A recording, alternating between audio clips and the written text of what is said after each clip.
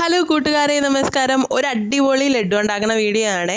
Full കാണാൻ ശ്രമിക്കണേ. ഇതെന്താണ് ലഡു വെളുത്തിരിക്കണമെന്ന് വെച്ചാൽ നമ്മൾ റവ കൊണ്ടാണ് കേട്ടോ ഈ ലഡു ഉണ്ടാക്കുന്നത്. റവ, തേങ്ങ, പിന്നെ അതുപോലെ തന്നെ പാല്, നെയ്യ് അതൊക്കെ ചേർത്തിട്ടാണ്. വീട്ടിലുള്ള സാധനങ്ങൾ കുറച്ചായാലും കുഴപ്പമില്ല, വീട്ടിലുള്ള സാധനങ്ങൾ വെച്ചിട്ട് നമുക്ക് എളുപ്പത്തിന് തയ്യാറാക്കാം കേട്ടോ.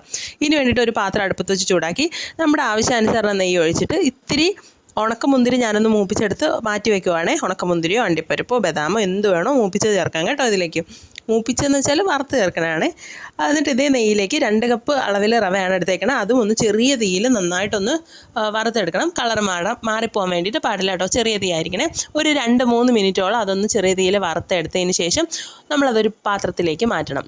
എന്നിട്ട് ഇതേ പാത്രം തന്നെ അടുപ്പത്ത് വെച്ചിട്ട് 1 കപ്പ് പഞ്ചസാരയാണ് ഞാൻ എടുത്തേക്കുന്നത് കേട്ടോ. നിങ്ങൾക്ക് മധുരം നിങ്ങൾ എത്രയാണോ ഇഷ്ടപ്പെടുന്നത് അതനുസരിച്ച് കൂട്ടോ കുറയ്ക്കുകയോ ഒക്കെ ചെയ്യാം കേട്ടോ. നമ്മൾ എത്ര പഞ്ചസാരയാണോ എടുക്കണം അതിൻ്റെ പകുതി വെള്ളവും കൂടി ചേർത്ത് നന്നായിട്ടൊന്ന് ഇളക്കി യോജിപ്പിച്ച് ചെറിയ തീയിലായിരിക്കണേ, കരിഞ്ഞു പോകരുത് കേട്ടോ. നന്നായിട്ട് തിളപ്പിക്കുമ്പോഴത്തേക്കും എന്നിട്ട് ഒരിത്തിരി ഏലക്ക കൂടി ചേർത്ത് കൊടുക്കണേ. അത് കഴിഞ്ഞ് 1 കൈപ്പിടിക്ക് തേങ്ങയും കൂടി ചേർത്ത് അത് നന്നായിട്ടൊന്ന് തിളച്ച് വരട്ടെ.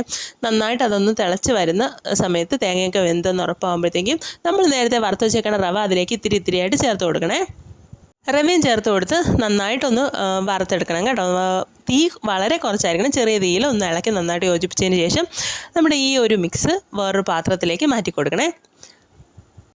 മറ്റൊരു പാത്രത്തിലേക്ക് മാറ്റിയ ഈ മിക്സിലേക്ക് നമ്മൾ നേരത്തെ വറുത്ത് വെച്ചെങ്കിലേ ഉണക്കമുന്തിരിയും കൂടി ചേർത്ത് കൊടുക്കണം. അതേ പിന്നീട് നന്നായിട്ട് തിളച്ച പാലും കൂടി ചെറിയ ചൂടോടുകൂടി തന്നെ ഇതിലേക്ക് ഒന്ന് ചേർത്ത് കൊടുക്കണേ. എന്നിട്ട് ഇത് അടിപൊളിയായിട്ടൊന്ന് മിക്സ് ചെയ്തെടുക്കണം കേട്ടോ. ഈ പാലും ഉണക്കമുന്തിരിയും ഇത് എല്ലാ സ്ഥലത്തും എത്താൻ വേണ്ടിയിട്ട് നന്നായിട്ടൊന്ന് ഇളക്കി യോജിപ്പിച്ച് കൊടുക്കണേ. ഇടയ്ക്ക് 1 സ്പൂൺ നെയ്യും കൂടി ചേർത്തോളാം കേട്ടോ. അതേ പിന്നീട് ചെറിയ ചൂടോടുകൂടി തന്നെ നമ്മുടെ കയ്യിൽ ഒരിത്തിരി നെയ്യ് ചേർത്തിട്ട് നമ്മുടെ ഇഷ്ടമുള്ള വലുപ്പത്തിനനുസരിച്ച് ഇതൊന്ന് ഉരുട്ടിയെടുക്കാം കേട്ടോ. വേണമെങ്കിൽ നിങ്ങളൊരു ഡെക്കറേഷന് വേണ്ടിയിട്ട് ഉണക്കമുന്തിരി ഒന്ന് മേളിൽ വരുന്ന രീതിക്ക് വേണമെങ്കിൽ ഉരുട്ടിയെടുത്തോളൂ, കുഴപ്പമില്ല. നമ്മുടെ വളരെ സ്വാദിഷ്ടമായ വളരെ ഗുണമുള്ള നമ്മുടെ വീട്ടിൽ തന്നെ തയ്യാറാക്കിയ റവ ലഡു ഇവിടെ തയ്യാറായിട്ടുണ്ട് കേട്ടോ. ഞാൻ ഉരുട്ടി വെച്ചപ്പോഴത്തേക്കും ഇവിടെ കറണ്ട് പോയി. ടോർച്ചൊക്കെ വെച്ചിട്ടാണ് അവസാനം ഇതിൻ്റെ വീഡിയോ ഒക്കെ എടുക്കണം കേട്ടോ. നോക്കിക്കോളൂ എന്ത് കഷ്ടപ്പെട്ടിട്ടാണ് നമ്മളിതൊക്കെ ചെയ്യുന്നത്. അപ്പോൾ നിങ്ങളിതൊക്കെ കാണാനും നിങ്ങളുടെ ചാനൽ സബ്സ്ക്രൈബ് ചെയ്യാനും ഒക്കെ വേണ്ടിയിട്ടല്ലേ. അപ്പോൾ നിങ്ങൾ സപ്പോർട്ട് ചെയ്യണേ. താങ്ക്